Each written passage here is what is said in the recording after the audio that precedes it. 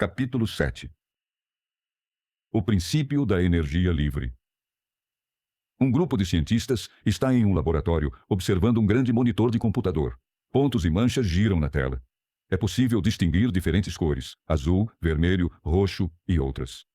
Os pontos também parecem ter tamanhos diferentes, mas não é possível discernir nenhum padrão em seus movimentos de aglomeração. Eles ondulam e se interpenetram como nuvens de gás, preenchendo de forma aleatória o espaço virtual. No entanto, um relógio digital marca a passagem do tempo em segundos, e dois eixos, um na parte inferior e outro no lado esquerdo da tela, identificam a localização espacial de cada ponto. Isso sugere que algo mensurável está acontecendo. Mas como você pode quantificar os movimentos nesse caos? Você pergunta a um dos físicos da sala o que é aquilo e ele diz, sem ajudar muito, que se trata de um processo estocástico. Estocástico significa aleatório. Aos poucos, você percebe que os pontos menores parecem ser mais lentos do que os maiores. Eles aparentam dançar ao som de uma música ligeiramente diferente. Seguindo as instruções de um neurocientista presente na sala, um técnico de informática digita algo no teclado e a tela rodopiante para de repente. O técnico salva com cuidado os dados. Em seguida, mais uma vez a pedido do neurocientista, ele digita uma enxurrada de números que alteram os valores em um conjunto de equações que agora aparecem em uma tela pequena ao lado da tela maior, para a qual você estava olhando. Ele explica que está ajustando as interações locais entre os subsistemas. Mais uma vez, as partículas, como se fossem nuvens, entram no canto inferior esquerdo da tela e começam a girar. Dessa vez, após um breve período de caos, é mais fácil discernir um padrão. Os pontos coloridos se espalham principalmente para fora, no início. Depois, de forma gradual, eles se aglomeram e convergem de maneira espontânea para o centro da tela, formando uma massa que mais se assemelha a uma bolha. Com um pouco de imaginação, poderia ser um bando compacto de pássaros, talvez estorninhos, girando a informação. Pouco a pouco, o movimento das partículas se torna mais restrito. Elas se chocam umas contra as outras e, como soldados em uma parada, assumem posições designadas, até que uma estrutura clara começa a surgir. 4 camadas concêntricas. No centro estão os pontos azul escuros.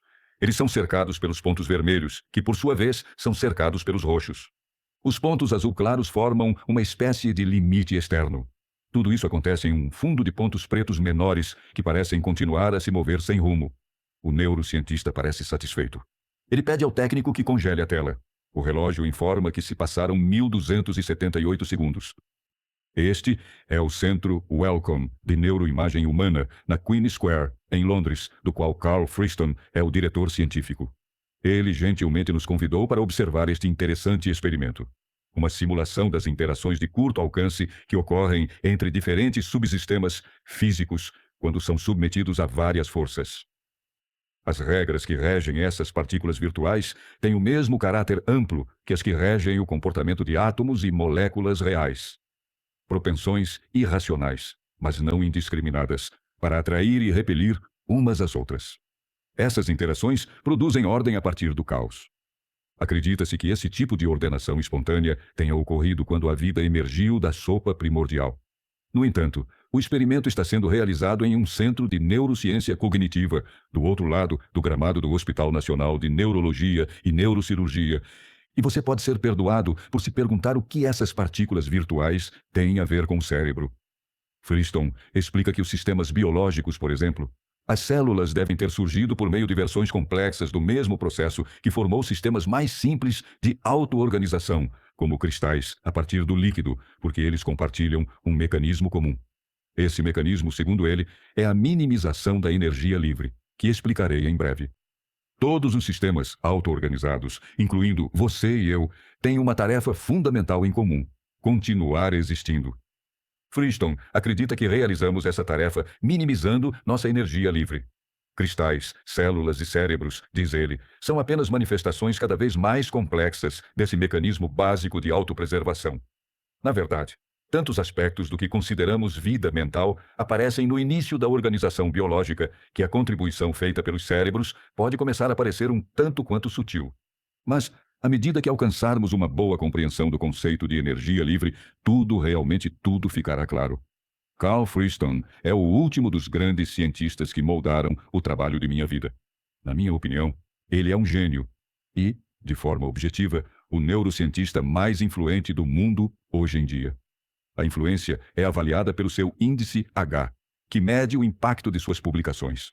Como regra geral, quando seu índice H é maior do que o número de anos desde a obtenção do seu doutorado, você está indo bem. O de Freestone é 235, o mais alto de todos os neurocientistas. Ele conquistou alguma fama com o mapeamento paramétrico estatístico, que possibilitou a análise de neuroimagem funcional, tão predominante atualmente. Entretanto, seu trabalho sobre codificação preditiva e o princípio da energia livre lhe trouxeram muito mais renome. Apesar da reputação gigante de Freestone, por muitos anos tive apenas um interesse remoto em seu trabalho.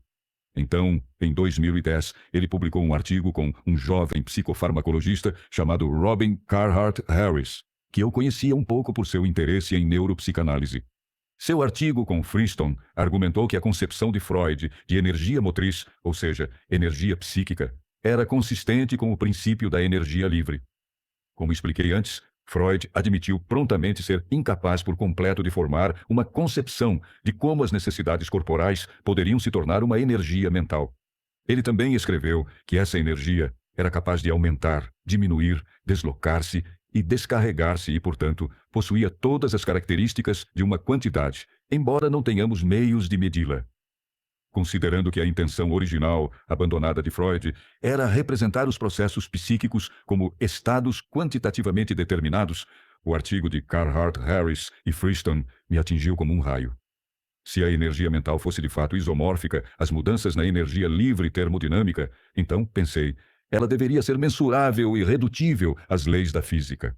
Assim, mergulhei nas publicações anteriores de Freestone e procurei por ele. Nós nos encontramos várias vezes nos anos seguintes, em Londres e Frankfurt. O principal tópico de nossas conversas foi o papel do afeto na vida mental. Como o trabalho de Freestone naquela época, como o de quase todo mundo, ainda era muito corticocêntrico, os mecanismos preditivos que ele havia descoberto diziam respeito quase exclusivamente à cognição. É por isso que, por exemplo, um célebre artigo seu, demonstrando que a codificação preditiva explica a maneira como os neurônios se comunicam entre si, foi intitulado Uma Teoria das Respostas Corticais. Devo confessar, no entanto, que nunca havia dedicado tempo para digerir por inteiro muitas de suas publicações mais técnicas. Em 2017, Freestone foi convidado para ser o orador principal em nosso anual Congresso de Neuropsicanálise. Aquele ano, em particular, realizado no antigo University College Hospital, em Londres, e focado no tópico de codificação preditiva. Se eu quisesse fazer minhas habituais considerações finais sem me envergonhar, teria de dominar a física. Para tanto, entre muitas outras publicações de Freestone, reli com cuidado um artigo bastante técnico dele em uma das revistas da Royal Society. O título era A Vida como a Conhecemos. Com muito esforço, entendi o assunto de fato pela primeira vez. O objetivo desse artigo era nada menos que reduzir a equações matemáticas às leis básicas que regem a intencionalidade. As implicações eram eletrizantes. Pareceu-me que essas equações poderiam proporcionar à minha pesquisa o progresso que eu estava procurando. Portanto, imediatamente depois de nossas trocas científicas no Congresso de 2017, escrevi para ele sugerindo que reuníssemos nossas ideias e tentássemos incorporar a consciência sob o princípio da energia livre. Para minha alegria, Freestone concordou e começamos a colaborar em um artigo que definiu o que se tornou nossa visão compartilhada. A ligação entre o trabalho de Freestone e o meu é a homeostase. Como expliquei antes, devemos permanecer dentro de nossos limites fisiologicamente viáveis. Vamos usar a termorregulação como exemplo. Você não pode se contentar com qualquer temperatura corporal. Deve manter-se dentro da faixa limitada de 36,5 a 37,5 graus Celsius. Se você ficar muito mais quente do que isso, morre. Se ficar muito mais frio, também morre. Não é possível permitir que a temperatura corporal se iguale à temperatura ambiente, como acontece com a água quente quando é adicionada a uma banheira com água fria. A água quente que entra na banheira não permanece separada da fria em um grande glóbulo sob a torneira. Mas você precisa fazer isso para continuar vivo. E fazê-lo exige trabalho. Os pacientes em coma não conseguem realizar esse trabalho e, por isso, morrem de condições como hipertermia. Eles literalmente superaquecem. O mesmo se aplica à regulação dos gases sanguíneos, ao equilíbrio de fluidos e energia. e a muitos outros processos corporais. Aplica-se até mesmo às necessidades emocionais, que, como vimos no capítulo 5, não são menos biológicas do que as corporais. Permanecer dentro dos limites viáveis de nossas emoções também exige que trabalhemos para manter a proximidade com nossos cuidadores, para escapar de predadores, para nos livrarmos de obstáculos frustrantes e assim por diante. Além de um certo nível de previsibilidade, o trabalho necessário para fazer essas coisas é regulado pelos sentimentos. O mecanismo que acabei de descrever é uma forma ampliada de homeostase, e não é complicado. Ver figura 12. Figura 12. Sentindo a homeostase. O ponto de estabilização representa os limites viáveis do sistema. Todo homeostato consiste em apenas 3 componentes. Um receptor, que mede a temperatura, no meu exemplo modelo. Um centro de controle, que determina como manter a temperatura dentro dos limites viáveis, de 36,5 a 37,5 graus Celsius, no meu exemplo. E um efetor, que executa o trabalho necessário para retornar a esses limites quando você os ultrapassa. Como o mecanismo da homeostase é muito simples, ele pode ser reduzido à lei da física. É disto que trata o artigo de Freestone, das leis básicas que regem a vida como a conhecemos. O que me entusiasmou foi a percepção de que essas leis, estendidas com certa adequação para acomodar a forma menos previsível de homeostase subjacente ao afeto, também poderiam explicar a consciência, não apenas os observáveis externos do comportamento consciente, a fisiologia objetiva do triângulo de decisão do mesencéfalo e o sistema de ativação reticular, mas também os observáveis internos. Prometiam explicar os sentimentos subjetivos que orientam as decisões. Foi nesse ponto que Damásio discordou de mim. Talvez mais do que qualquer outro neurocientista, ele chamou a atenção para o fato de que o afeto, e portanto a consciência, é no fundo uma forma de homeostase. Mas ele rejeitou a outra inferência que fiz. Se a consciência é homeostática e a homeostase é redutível às leis da física, então os fenômenos da consciência também o são. O mecanismo da consciência, assim como o do movimento dos corpos celestes e de tudo o mais na natureza, deve ser explicável por meio de leis e, portanto, de alguma forma previsível, mesmo que apenas por meio de probabilidades. Quando Damásio leu um rascunho do artigo que escrevi com Freestone, tivemos uma conversa tensa em seu escritório. Ele não conseguia entender por que eu estava tentando reduzir a consciência ao que ele chamava de algoritmos. Esse foi um caso clássico de um cientista que se intimidou com as implicações de um entendimento que ele mesmo trouxe ao mundo, como a resposta de Einstein à mecânica quântica. Deus não joga dados com o universo. Apresentei rapidamente a Damásio o argumento que vou explicar agora. Para fazer isso da forma correta, no entanto, preciso primeiro apresentá-lo à física que tive de dominar para entender o princípio da energia livre. Respire fundo. A essência da homeostase é que os organismos vivos devem ocupar uma gama limitada de estados físicos, seus estados viáveis, ou estados valorizados ou preferidos, ou o que Freestone chama, referindo-se a todos os itens acima, de estados esperados. Não podemos nos dar ao luxo de nos dispersar por todos os estados possíveis. Acontece que esse imperativo biológico tem uma ligação profunda com um dos conceitos explicativos mais básicos da física, a entropia. A maioria das pessoas tem uma compreensão intuitiva do que é entropia. Elas pensam nela como uma tendência natural à desordem, dissipação, dissolução e coisas do gênero. As leis da entropia são o que fazem o gelo derreter, as baterias perderem a carga, as bolas de bilhar pararem e a água quente se fundir à fria. A homeostase funciona na direção oposta. Ela resiste à entropia. Ela garante que você ocupe um intervalo limitado de estados. É assim que ela mantém a temperatura necessária e o mantém vivo, impedindo que você se dissipe. Os seres vivos devem resistir a um dos princípios fundamentais da física, a segunda lei da termodinâmica. A primeira lei da termodinâmica diz respeito à conservação da energia. Ela afirma que a energia não pode ser criada ou destruída, só pode ser convertida de um tipo para outro e fluir de um lugar para outro. Também sabemos, graças a Einstein, que ela pode ser convertida em matéria. A segunda lei estipula que os processos naturais são sempre irreversíveis. Assim, a água quente do banho que se mistura com a fria não pode ser separada de novo. Da mesma forma, a energia do calor não pode ser colocada de volta no carvão queimado que a produziu, e a energia desperdiçada no processo não pode ser devolvida a ele. Isso se deve à entropia, que, como consequência, sempre aumenta em grande escala. A entropia pode, na verdade, ser a base física para o fato de que o próprio tempo parece ter uma direção e um fluxo. Na termodinâmica, há duas condições de energia: útil e inútil. A utilidade da energia é definida por sua capacidade de realizar trabalho. Por exemplo, a energia contida em um pedaço de carvão pode ser queimada para produzir calor, que pode ferver a água para produzir vapor, que pode acionar um motor. Mas em cada etapa desse processo, parte da energia será perdida. Ou seja, nunca é possível empregá-la na sua totalidade de forma útil no trabalho. Combinando esses fatos, aprendemos o seguinte: à medida que a energia útil de um sistema se esgota, sua entropia aumenta. Isso significa que a capacidade do sistema de realizar trabalho sempre diminui. Assim, a entropia está associada à perda de energia útil, porque essa energia não está mais disponível para realizar trabalho. A segunda lei é uma declaração do fato inelutável de que alguma energia será perdida em trabalho útil durante qualquer processo natural. Mencionei alguns entendimentos intuitivos de entropia há pouco, mas a maneira formal e técnica pela qual ela é definida na física diz respeito ao número de estados distintos que um sistema pode ocupar. A entropia é determinada pelo número de possíveis estados microscópicos que dariam origem ao mesmo estado macroscópico. Em termos simples, quanto menor o número de estados possíveis, menor a entropia.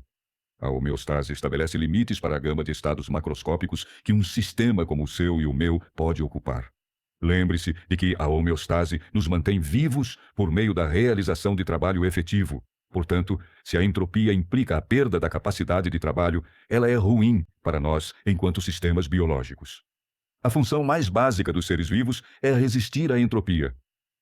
O exemplo mais usado pelos físicos para ilustrar esses conceitos envolve um gás comprimido sendo introduzido em uma câmara maior e vazia por meio de uma pequena abertura. À medida que as moléculas se movem de forma aleatória, elas exploram a câmara, espalhando-se para ocupar o espaço disponível. Quanto mais o tempo passa, maior é o número de locais em que cada molécula pode ser encontrada. A única maneira de reverter esse processo, a única maneira de reunir o gás de volta em seu recipiente original é com trabalho. Pense na entropia em termos do número de locais em que cada molécula pode estar em um determinado momento. Isso acaba sendo uma afirmação sobre probabilidade. A chance estatística de que cada molécula ocupe uma posição específica diminui à medida que a entropia aumenta. Conforme o gás se expande, a posição de cada molécula se torna menos previsível.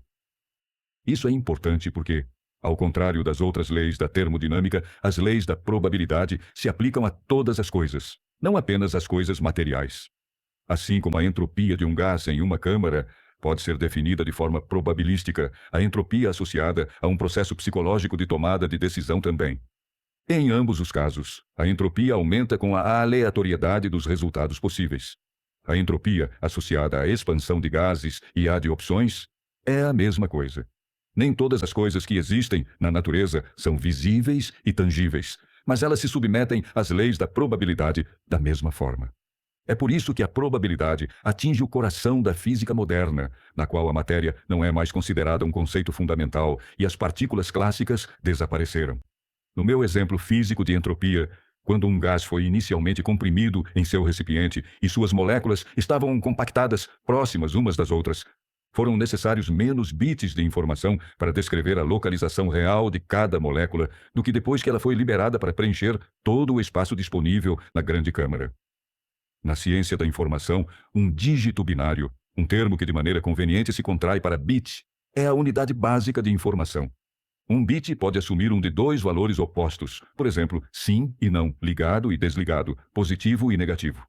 Esses estados são em geral representados como 1 e 0. Inicialmente, são necessários menos bits de informação para descrever o gás, mas, à medida que ele se expande, aumenta o número de estados possíveis que cada molécula pode ocupar. Assim, a entropia, que em geral é medida fisicamente em termos de mudança de calor junto com a temperatura, também pode ser medida em bits. Quanto mais informações forem necessárias para descrever o microestado de um sistema, ou seja, o estado de cada molécula, maior será a entropia termodinâmica. Em outras palavras, quanto mais perguntas do tipo sim/não forem necessárias para descrever um sistema, maior será sua entropia. Assim, quando os microestados de um sistema têm valores de baixa probabilidade, cada medição do sistema carrega mais informações do que se eles tivessem alta probabilidade, porque mais perguntas binárias teriam de ser respondidas para descrever a totalidade do estado do sistema.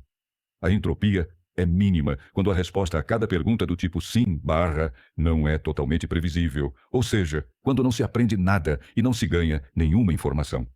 O conteúdo de informações de um simples lançamento de moeda é de 1 bit, porque as chances de a moeda dar cara são de 50%, ao passo que você obtém zero informação ao lançar uma moeda com 2 caras, porque as chances de dar cara são de 100%. Isso não fornece nenhuma informação porque a resposta é totalmente previsível.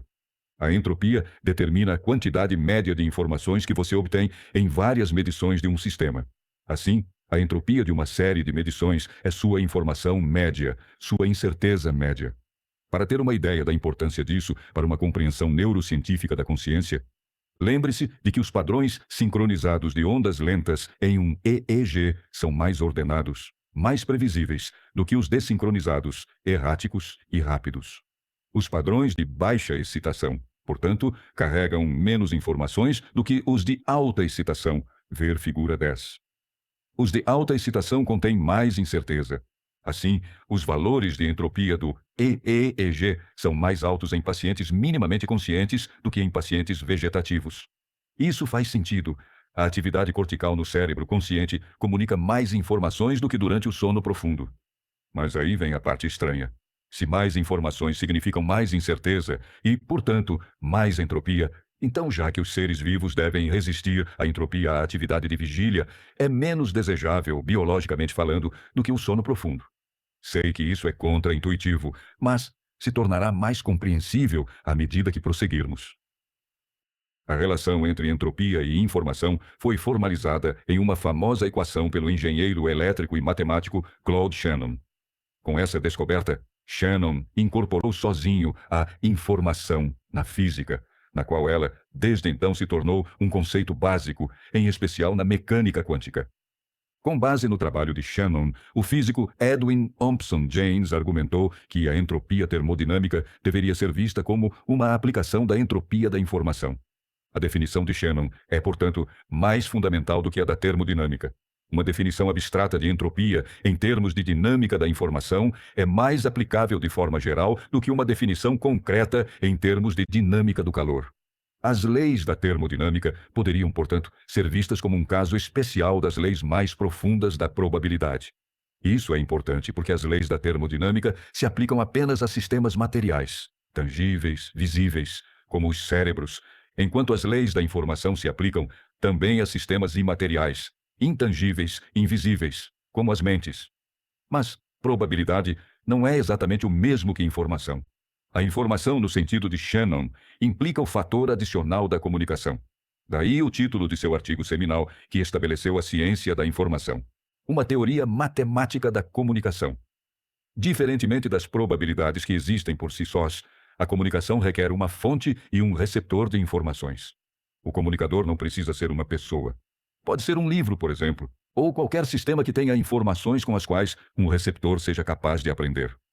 Isso apresenta grandes problemas para qualquer pressuposto teórico de que a consciência é apenas informação, o que levanta a questão: qual é a fonte e qual é o receptor da informação, integrada ou não? É por isso que não estou satisfeito com os modelos de fluxo de informações usados pelos cientistas cognitivos. Eles evitam a pergunta: onde está o sujeito, o receptor? Dessa forma, parafraseando Oliver Sacks, a psique é excluída da ciência cognitiva. No entanto, tal omissão do sujeito experienciador levanta uma questão mais importante do que essa, talvez a maior questão enfrentada pela ciência cognitiva atualmente. Sem um observador, como e por que o processamento de informações, ou seja, a formulação e a resposta de perguntas, ocorre em primeiro lugar. A descoberta de Shannon sobre a informação como entropia levou o físico John Wheeler a propor uma interpretação participativa do universo. De acordo com Wheeler, as coisas só passam a existir na forma em que existem, ou seja, como fenômenos observáveis, em resposta às perguntas que fazemos. Os fenômenos, como tais, existem apenas aos olhos de quem vê, de um observador participante, de quem faz perguntas. Para usar a famosa frase de Wheeler, "it surgem dos bits", onde its são coisas observáveis. Portanto, a informação é física, não apenas porque está envolvida nas leis da física, mas também porque é a base de todos os fenômenos observáveis. É assim que forças e energias abstratas se tornam observáveis e mensuráveis. O que chamamos de realidade surge, em última análise, da formulação de perguntas de sim/não e do registro de respostas despertadas por equipamentos. Em suma, todas as coisas físicas têm origem na teoria da informação. As modalidades sensoriais do sistema nervoso geram respostas despertadas por equipamentos às perguntas que fazemos ao universo. As respostas sensoriais dão origem aos fenômenos, às coisas, que experienciamos. A própria experiência, portanto, surge da comunicação entre um receptor de informações, um observador participante, e uma fonte de informações, entre um questionador e as respostas que ele registra. Mas isso ainda deixa a pergunta: de onde vêm os questionadores? Essas são questões complicadas. Antes de continuar, vamos fazer uma pausa para um balanço.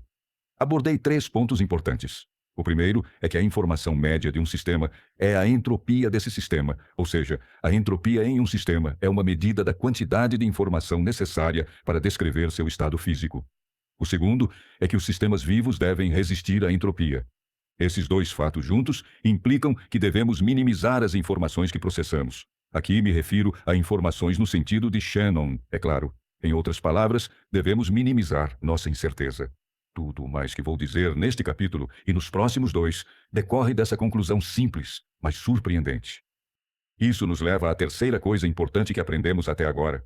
Nós, sistemas vivos, resistimos à entropia por meio do mecanismo de homeostase.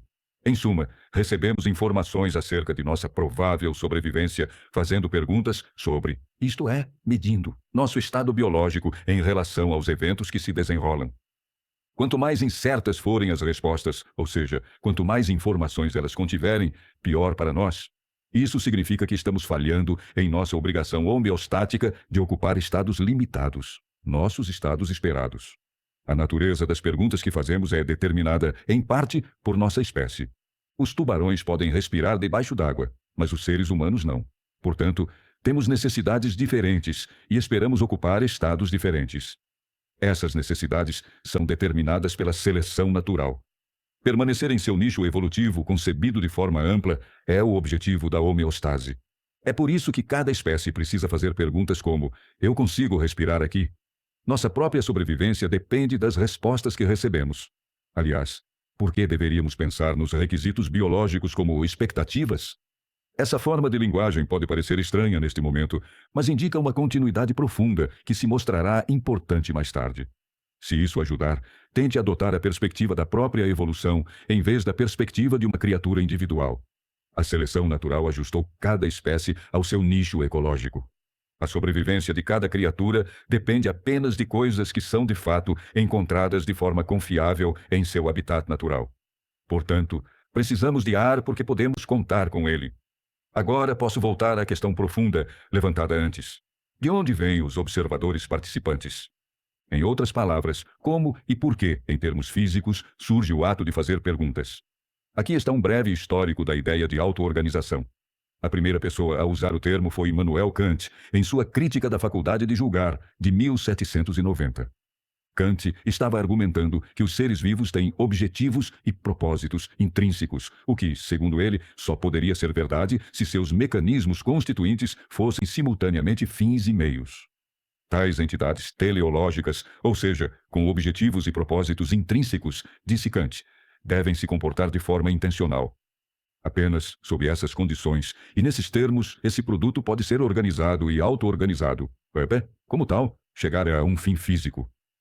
Como esses seres poderiam surgir, acreditava ele, estava além do poder da ciência de explicar. Nunca poderia haver um Newton da folha de relva.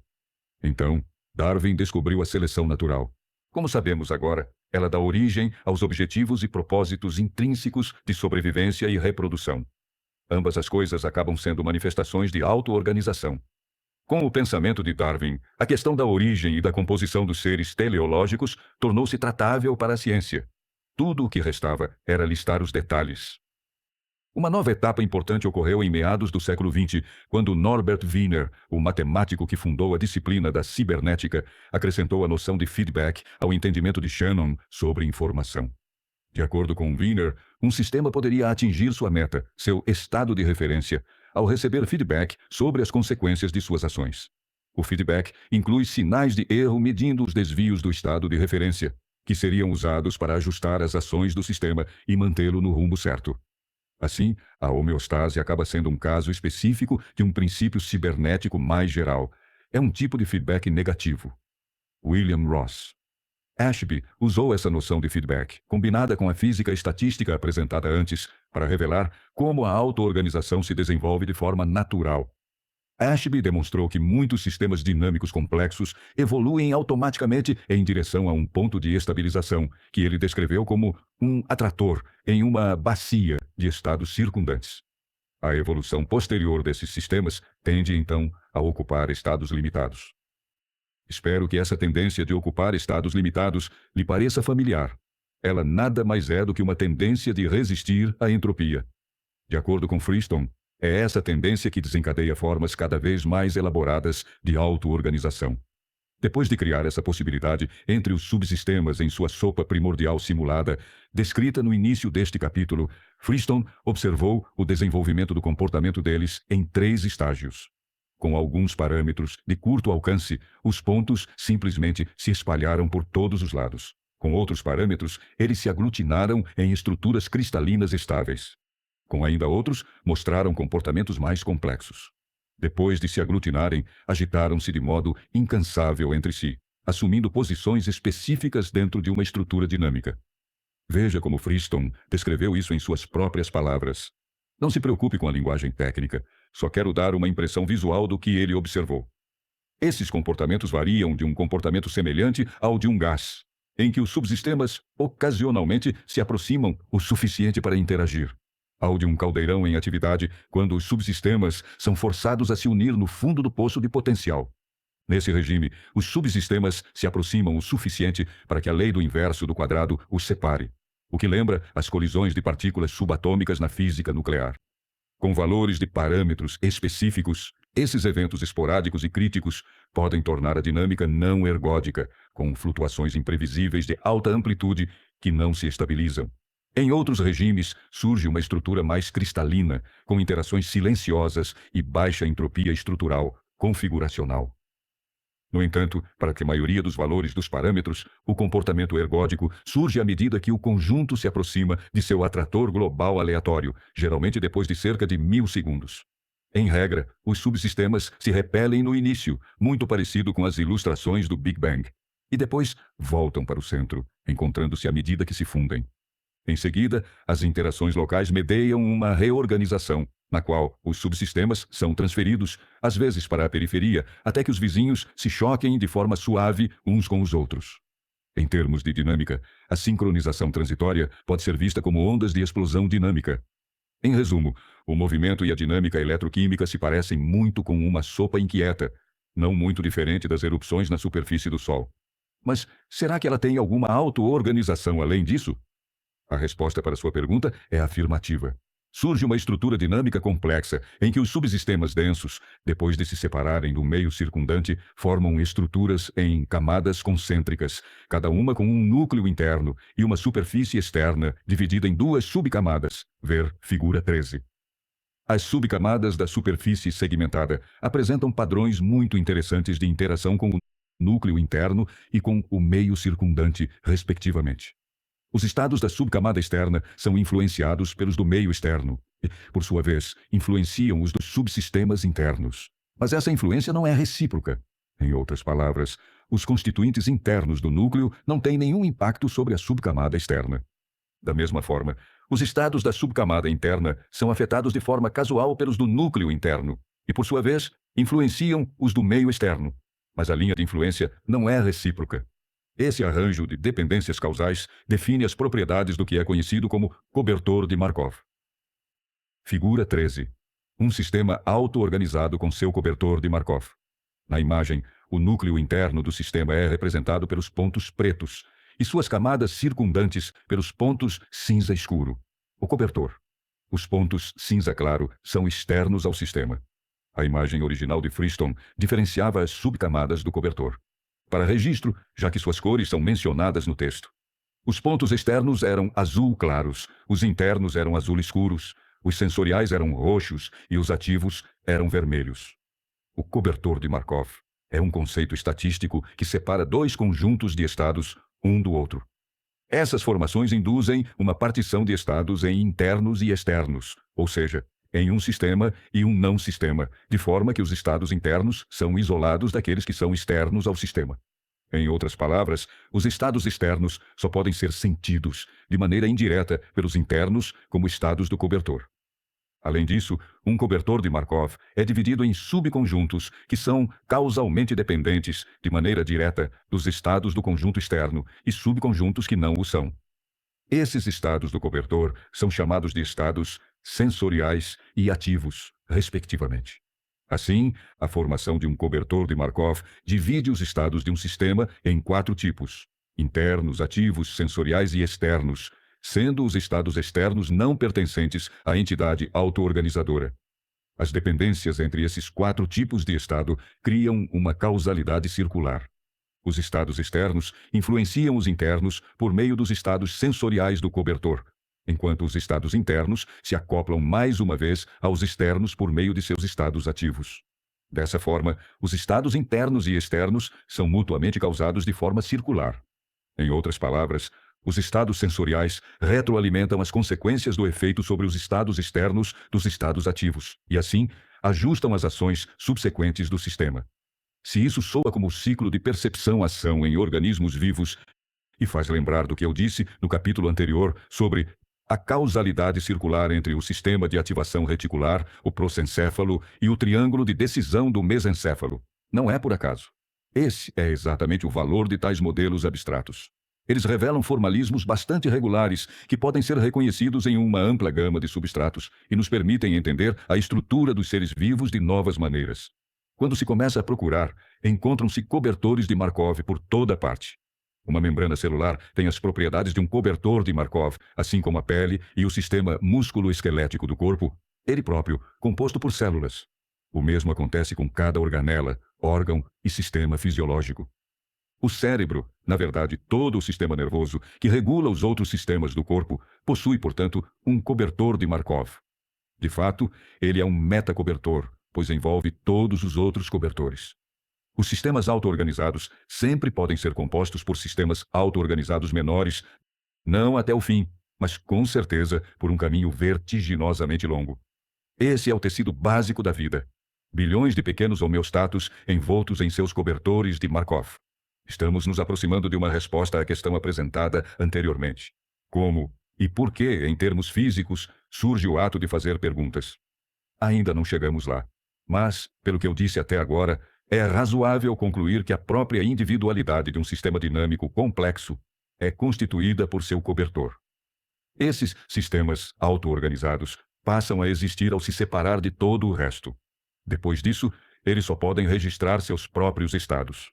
O mundo que não é do sistema só pode ser conhecido de forma indireta, através de estados sensoriais do cobertor desse sistema. Proponho que tais propriedades de auto-organização sejam, de fato, as pré-condições essenciais para a subjetividade. Vou fazer uma distinção.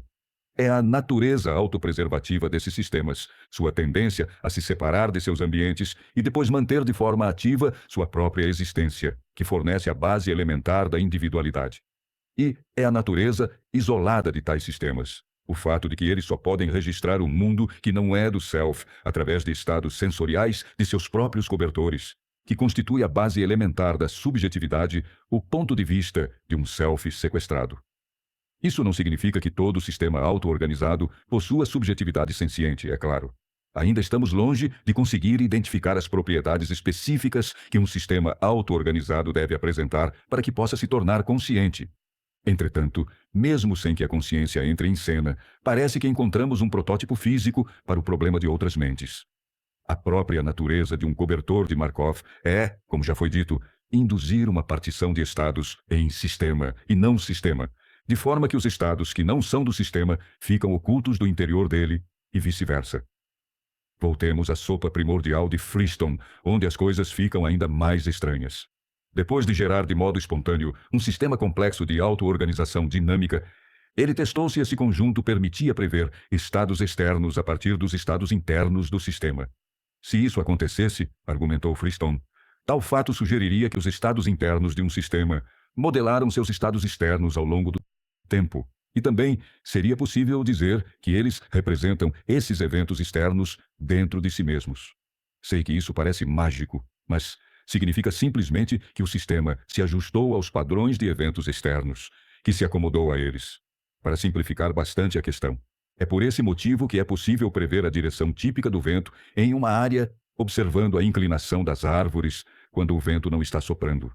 A inclinação das árvores representa a direção típica do vento porque elas cresceram nesse ângulo para se adaptar a ele. Freestone examinou o status funcional dos subsistemas internos de seu organismo simulado, e essa capacidade de previsão foi exatamente o que ele encontrou. A dinâmica interna que prevê um evento externo parece surgir em suas flutuações antes do próprio evento, como seria de se esperar se os eventos internos estivessem modelando eventos externos. É interessante notar que o subsistema mais bem previsto era o mais distante dos estados internos.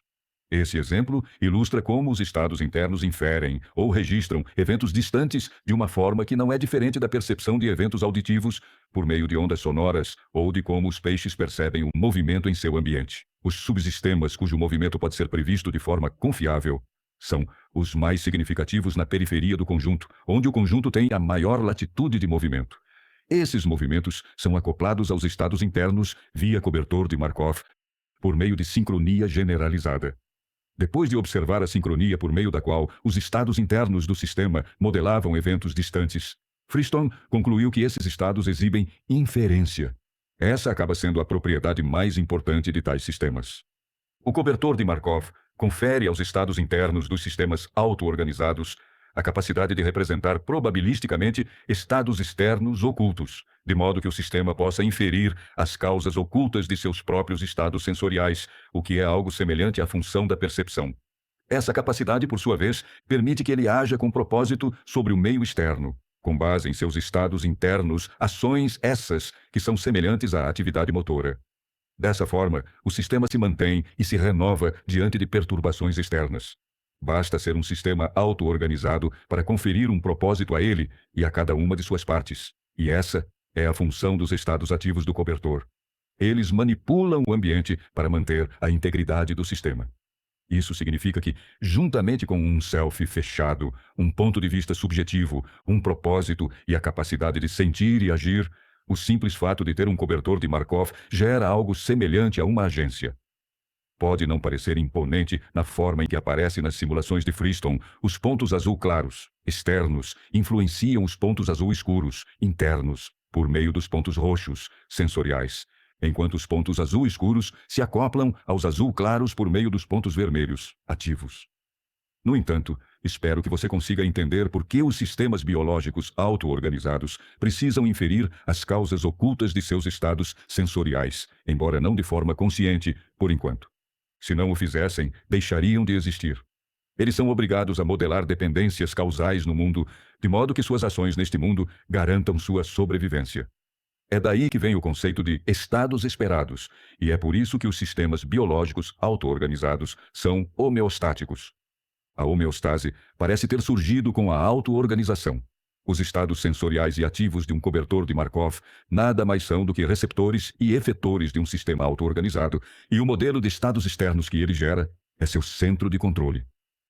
Os sistemas biológicos auto-organizados precisam testar seus modelos do mundo e, se o mundo não retornar as respostas que eles esperam, precisam, com urgência, fazer algo diferente ou morrerão. Os desvios dos estados esperados são, portanto, uma forma fundamental das respostas despertadas por equipamentos de Wheeler.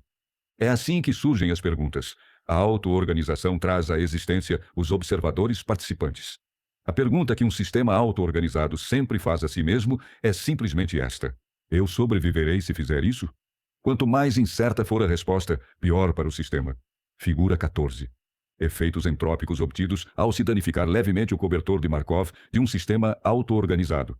A relação entre os estados ativos de um cobertor de Markov e a autopreservação por meio da homeostase é verificado com o que aconteceu quando Freestone danificou o cobertor dos sistemas auto-organizados em suas simulações experimentais. Ele fez isso impedindo de forma seletiva que os estados sensoriais do cobertor influenciassem seus estados ativos. Ver figura 14, painéis B, C e D. Na ausência dos estados ativos usuais do cobertor de Markov, o caos entrópico se instalou e o sistema se dissipou com rapidez. Ou seja, ele deixou de existir. O que acabei de mostrar em termos formais, usando conceitos da física estatística, é a estrutura básica de qualquer sistema dinâmico auto-organizado.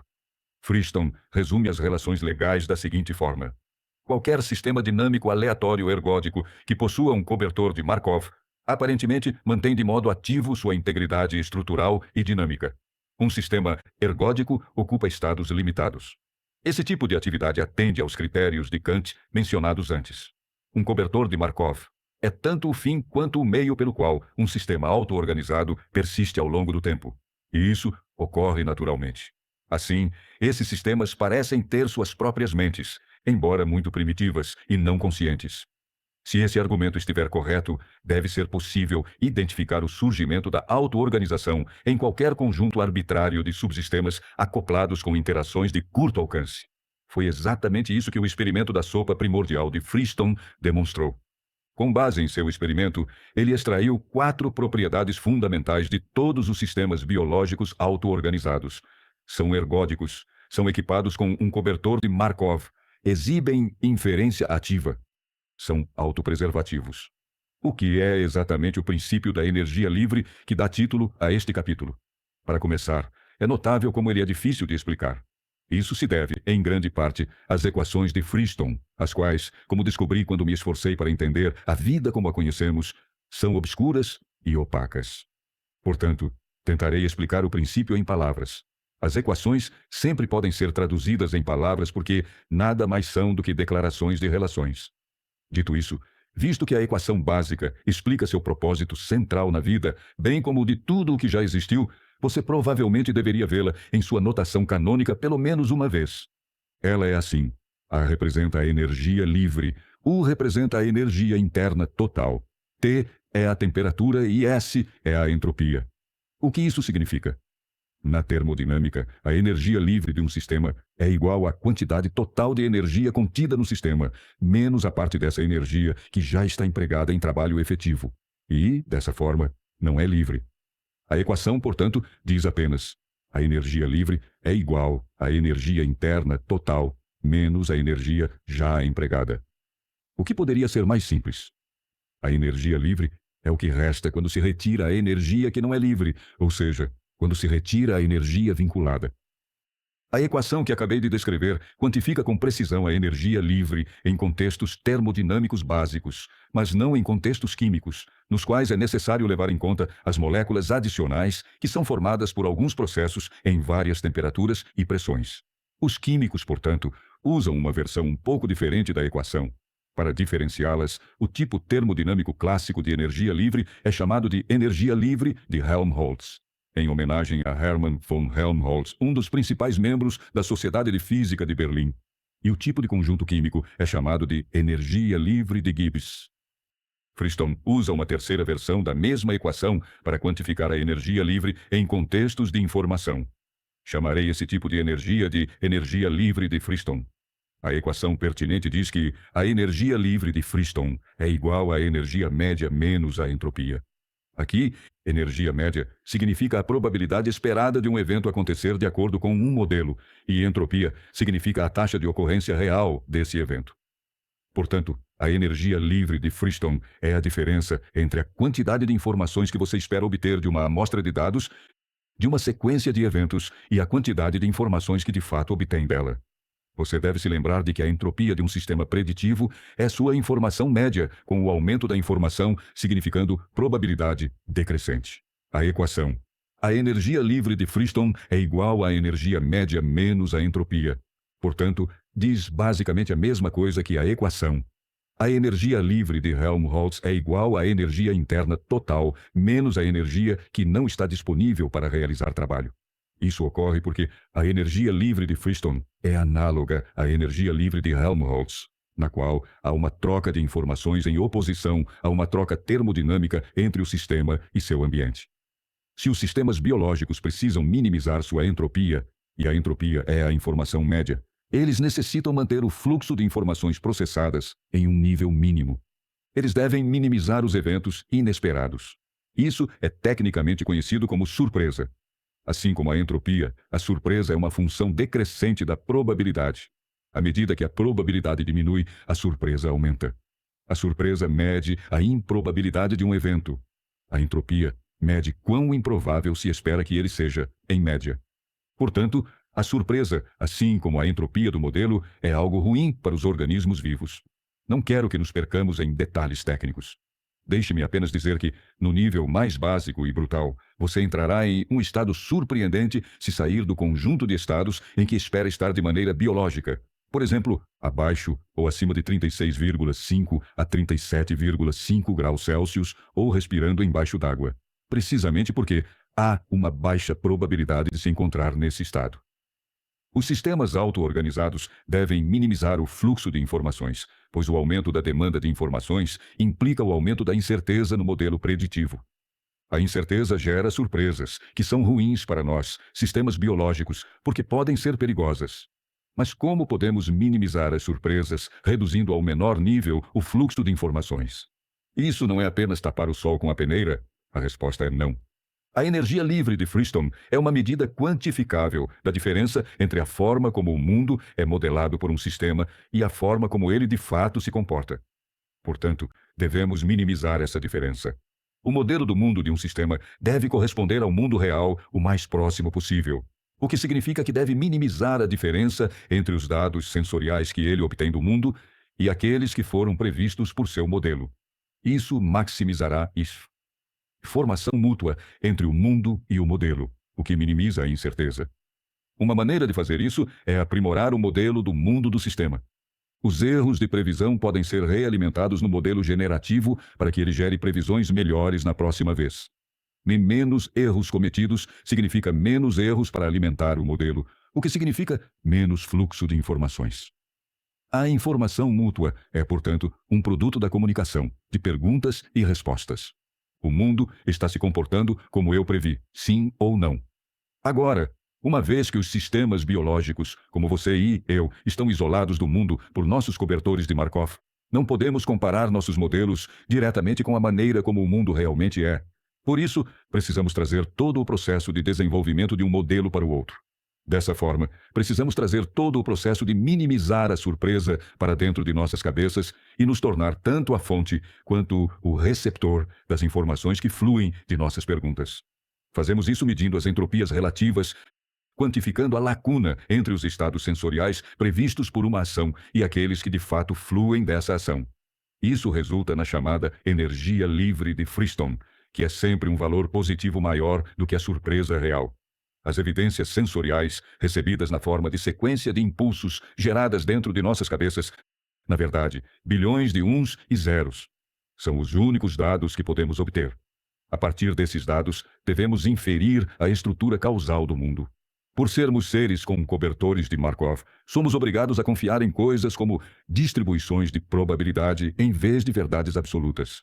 Por isso, é útil saber que a energia livre de Freestone é sempre maior do que a surpresa. Ela permite que nosso cérebro se aproxime de verdades desconhecidas usando cálculos estatísticos. Como vimos no experimento da sopa de Freestone, os modelos generativos surgem com sistemas auto-organizados. Por esse motivo, às vezes, são chamados de sistemas auto-evidentes, pois modelam um mundo em relação à sua própria viabilidade e depois buscam evidências para seus modelos. É como se eles não dissessem, penso, logo existo, mas existo, logo meu modelo é viável. O automodelo de cada sistema biológico é determinado em parte por sua espécie, como já expliquei. Você, como ser humano, espera encontrar-se em estados muito diferentes daqueles em que um tubarão normalmente está. É muito improvável que você se encontre respirando água a centenas de metros abaixo da superfície do oceano, mas isso não é nada improvável para um tubarão. Portanto, um determinado conjunto de estados sensoriais é mais ou menos surpreendente, mais ou menos improvável, dependendo da espécie de organismo que esteja nele. O teste de um bom modelo do self no mundo é o quanto ele permite que o sistema do self se envolva com o mundo de forma que seja mantido dentro de seus limites viáveis. Quanto melhores forem esses engajamentos, menor será a energia livre. Quanto mais baixa for a energia livre, mais energia do sistema estará sendo aplicada em um trabalho eficaz de autopreservação. O princípio da energia livre explica, em termos matemáticos, como sistemas vivos como você e eu resistem à segunda lei da termodinâmica por meio do trabalho de manutenção da homeostase. Ele também explica outra maneira pela qual os sistemas auto-organizados são autoevidentes, quase se pode dizer introspectivos. Eles são obrigados a fazer perguntas a si mesmos sobre seus próprios estados. Para ser mais específico, são cronicamente obrigados a se perguntar: o que acontecerá com minha energia livre se eu fizer isso? A resposta a essa pergunta sempre determinará o que o sistema vai fazer em seguida, em um período de tempo adequado. Esse é o mecanismo causal por trás de todo comportamento voluntário. De forma surpreendente, ainda não chegamos ao fim dos notáveis poderes mentais exibidos na sopa primordial de Freestone. Vimos como até mesmo os sistemas auto-organizados mais básicos têm selves não conscientes e subjetividade, agência e um propósito, a saber, sobreviver. Eles percebem e, se necessário, agem. A essa lista impressionante, podemos acrescentar mais um elemento. Acontece que eles exibem um tipo de racionalidade. Eles são, em uma aproximação razoável, bayesianos. O reverendo Omas Bayes foi um clérigo e teólogo inglês, cujo nome sobrevive graças a seus pensamentos sobre probabilidade, os quais nunca se preocupou em publicar. Foi Bayes quem nos ensinou, em um artigo publicado póstumamente em 1763, que devemos usar as evidências atuais em conjunto com o conhecimento prévio para fazer e revisar nossas melhores suposições sobre o mundo. Em outras palavras, usando a terminologia agora familiar de Freestone, devemos coletar amostras sensoriais, compará-las com as previsões derivadas de nossos modelos generativos e atualizar nossas crenças de acordo com elas. Aqui está a expressão padrão. Traduzido, esse teorema diz: a razão de probabilidades de duas hipóteses condicionais em um conjunto de dados é igual à razão de suas probabilidades condicionais multiplicada pelo grau em que a primeira hipótese supera a segunda como preditora dos dados. Em termos mais simples, dada uma hipótese seguida de alguma evidência, você deve revisar a probabilidade da hipótese considerando sua probabilidade em conjunto com sua probabilidade prévia. A probabilidade da hipótese é o grau de ajuste entre o que ela prevê e as evidências realmente obtidas. E a probabilidade prévia é o seu conhecimento anterior sobre a hipótese. Ou seja, a probabilidade dela antes de você considerar as novas evidências. O resultado é a probabilidade posterior da hipótese. Dadas duas crenças concorrentes, então, seu melhor palpite é aquele que tem a maior probabilidade posterior. Ver figura 16, página 231. Por exemplo, você está no aeroporto da Cidade do Cabo e vê, desembarcando de um voo de Joanesburgo, alguém que se parece com sua amiga Teresa. Sua hipótese é que se trata de Teresa. Sua verossimilhança é a probabilidade de você estar vendo alguém que se parece com essa pessoa, dado que ela é Teresa. Em seguida, você se lembra de que Teresa mora em Londres, o que reduz a probabilidade prévia de que seja ela. Sua conclusão, a probabilidade posterior, é que você está vendo outra pessoa, alguém que apenas se parece com Teresa. O mais importante do teorema de Bayes para os propósitos da neurociência é que ele explica como a inferência perceptual, um processo inconsciente, funciona na vida real e como a transmissão de sinais funciona no processamento sensório-motor real. Os circuitos cerebrais calculam de forma literal as distribuições de probabilidades prévias e, em seguida, enviam mensagens preditivas aos neurônios sensoriais em um esforço interminável para amortecer os sinais recebidos. E a percepção envolve de forma literal comparações entre as distribuições previstas e as reais, redundando em cálculos de probabilidade posterior. As inferências resultantes são o que a percepção de fato é. Ela é um esforço para autogerar os sinais sensoriais que chegam e, assim, explicá-los. É por isso que, hoje em dia, muitos neurocientistas falam do cérebro bayesiano. Lembre-se do que eu disse anteriormente sobre a relação entre informação e o mundo material. Mesmo que você não possa ver e tocar a informação como tal, não há dúvida de que ela existe. O comportamento dos sistemas físicos é determinado pelos fluxos de informações. Portanto, a minimização da energia livre de Freestone minimiza de forma simultânea a energia livre de Gibbs e a de Helmholtz. Tal fato se dá porque a minimização do erro de previsão minimiza o fluxo de informações, e a redução do fluxo de informações reduz o gasto metabólico do cérebro, bem como de todo o corpo. Isso ocorre não apenas porque a atividade cerebral queima muita energia, 20% do nosso suprimento total, mas também porque a minimização da energia livre estatística no cérebro regula as trocas de energia fisiológica entre o corpo e o mundo. Essas trocas também implicam gastos metabólicos. Assim, o cérebro preditivo se revela preguiçoso a longo prazo, atento a todas as oportunidades de conseguir mais fazendo menos. Essa é uma explicação minimalista do que o cérebro faz. No entanto, para manter o organismo vivo, ele deve fazer mais do que conservar os recursos energéticos. Também deve levar em conta a série de outras necessidades biológicas, além do equilíbrio energético, que discuti no capítulo 5, quase todas as quais nos obrigam a trabalhar no mundo exterior. A multiplicidade de necessidades que nos caracteriza como organismos complexos, como você vai ver, tem tudo a ver com a consciência. Aprendemos que a supressão do erro de previsão é o mecanismo essencial da homeostase. Portanto, minimizar a energia livre torna-se a tarefa básica de todos os sistemas homeostáticos. A equação da energia livre de Friston acaba sendo uma reformulação, em termos quantificáveis, da definição de Freud de pulsão, uma medida da demanda de trabalho feita à mente em consequência de sua conexão com o corpo. Uma medida que Freud considerava não quantificável. Agora, podemos quantificá-la. A força motriz fundamental por trás do comportamento volitivo de todas as formas de vida é que elas são obrigadas a minimizar sua própria energia livre. Esse princípio rege tudo o que fazem. Como Friston formulou de forma concisa, o princípio da energia livre determina que todas as quantidades que podem mudar, ou seja, que fazem parte do sistema, mudarão para minimizar a energia livre. De fato, isso é mais do que uma formulação concisa. É uma lei. Vamos chamá-la de Lei de Friston. Todas as quantidades em um sistema auto-organizado que podem mudar serão alteradas para minimizar a energia livre. Então, aí está. Munidos desse conhecimento, tudo o que chamamos de vida mental se torna matematicamente tratável. Estamos quase prontos para aprender o que é consciência em termos formais e mecanicistas. Mas, primeiro, uma história.